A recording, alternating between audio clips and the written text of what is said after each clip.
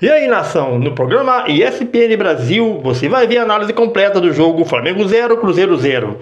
Felipe Luiz, Pedro tem que jogar, não só a nação está reclamando, mas muitos comentaristas estão falando que Pedro tem que jogar. Não existe. Flamengo fica sem uma referência no ataque, a bola passa pelo gol do adversário e não tem ninguém que empurre a bola, Felipe Luiz. Deixa de ser teimoso, nação. Cobra aí, nação, nas redes sociais, tá bom? No Felipe Luiz, Pedro tem que jogar. Não existe isso, tá bom? Se você não é inscrito no nosso canal, nos ajude, nação, tá bom? Inscreva-se no canal e deixa o seu like aí, tá bom? Para ajudar o nosso canal. Assista até o final, nação. Um abraço. Você precisa entender o seguinte.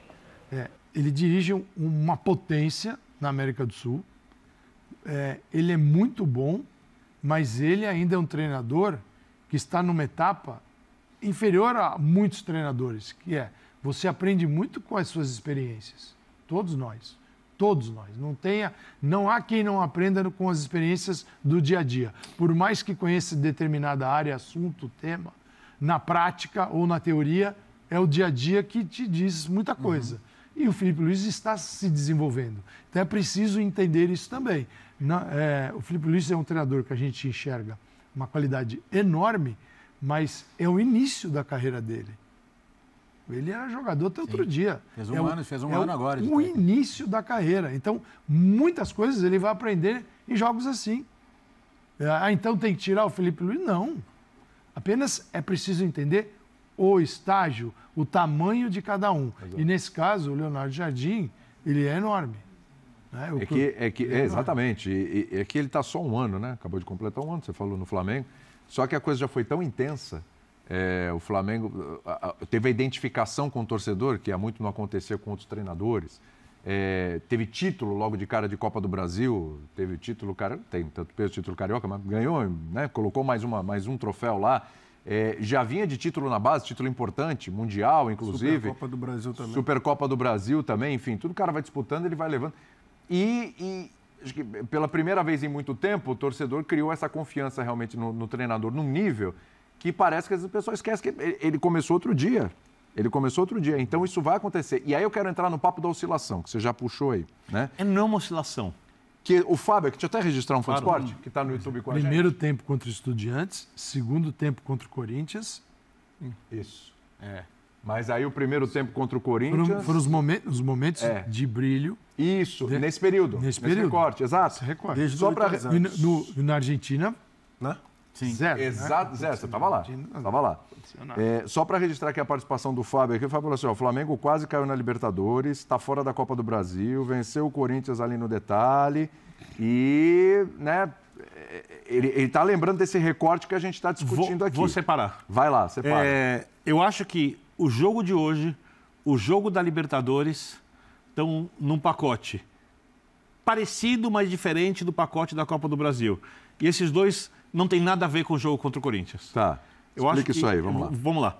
Eu acho que o jogo contra o Corinthians tem muito a ver com desgaste, com a questão emocional da Libertadores. É só você olhar a atuação do Palmeiras depois. Contra o Bahia. Ou até pegar um time que não tem chance nenhuma de ser campeão e não é uma grande equipe. O São Paulo, mesmo muito pior também, depois da eliminação contra a LDU. Aí tem a questão emocional. É muito difícil, não é só correr em campo. O que o cérebro provoca na musculatura, nas reações dos jogadores. Isso é ciência, não é palpite. E é óbvio que os times sentiram bastante. Os 40 primeiros minutos do jogo contra o Corinthians, assim, foi um passeio do Corinthians. O River, por exemplo, perdeu no final de semana para o Deportivo Riestra em casa. Você está revoltado. Perfeito. É minúsculo, tá? Eu acho que o que falta para o Flamengo, e eu acho que deve ser um desafio para o Felipe, eu não acho que o Felipe vai falar disso, mas eu tenho certeza que ele pensa a respeito disso, porque o melhor Flamengo ainda não apareceu nesses principais jogos. Porque o Flamengo não vai ser campeão brasileiro especificamente ganhando do Cruzeiro.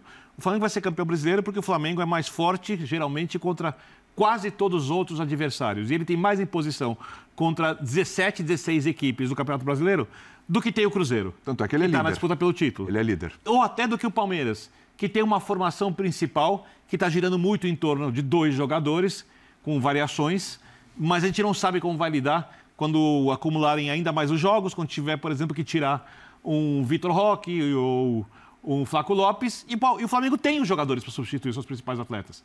em todas as funções. Não tem um substituto para o Jorginho, mas tem grandes volantes. Então, por que o Flamengo, no jogo contra o Estudiantes, por que o Flamengo, no jogo de hoje, como o Calçade disse, um jogo de pontos corridos com cara de mata-mata, não é a melhor versão do Flamengo? Hoje eu achei que o Flamengo começou muito nervoso. Algumas entradas pouco inteligentes, individidas, lances desnecessários, impressão saída de bola, porque não é aquela falta que o jogador, quando está raciocinando, vê que o adversário vai fazer a transição e você mata a jogada. Não, algumas entradas duras, cartões amarelos bobos. Né? Então eu acho que falta uma certa maturidade coletiva, não individual, porque o Flamengo tem muitos jogadores que essa equipe ainda vai criar, mas ela, mesmo sendo a principal candidata no Campeonato Brasileiro, porque para mim é o principal favorito, mesmo sendo, junto do Palmeiras, o principal candidato, ou os principais candidatos do título da Libertadores, o time pode jogar mais. E eu não estou falando de espetáculo, eu não estou falando de goleada, eu estou falando de capacidade de decisão, que é uma coisa do jogo mental. Não é o jogo tático, não é o jogo técnico. É o jogo mental que influencia nesses dois aspectos. Eu acho que o Flamengo ainda não está pronto nisso. Ele está bem encaminhado, mas não está pronto. Eu acho que o jogo de hoje deixa aquela pulga atrás da orelha de o que me garante que na hora do Racing vai aparecer o Flamengo do Estudiantes ou vai aparecer o Flamengo de hoje? O Flamengo da Argentina, esse não pode aparecer de jeito nenhum, né? Vai dar.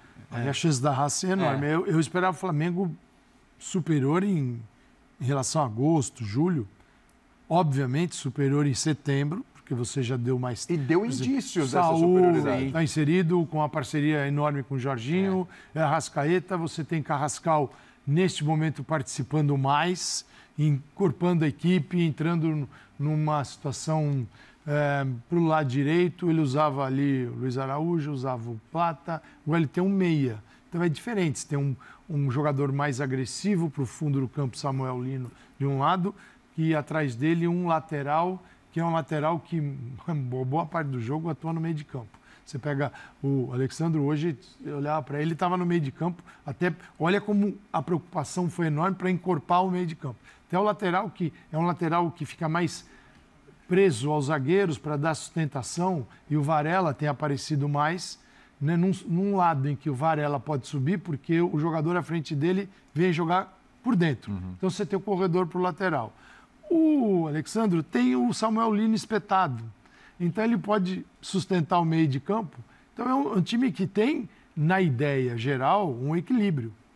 Ele é equilibrado.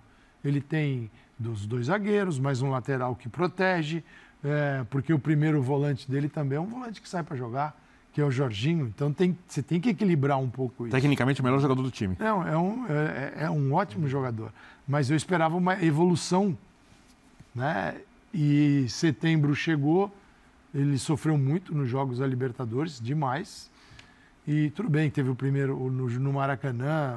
Dá para ter resolvido ali se não fosse arbitragem. Porque Sim. ao perder o Plata, bom lembrar que a arbitragem ele toma o gol. Ele toma o gol. Ali. Se ele não toma o gol, você ia para a Argentina com uma outra situação. O pecado do Flamengo naquele jogo não foi nem a volúpia, o jogo, etc.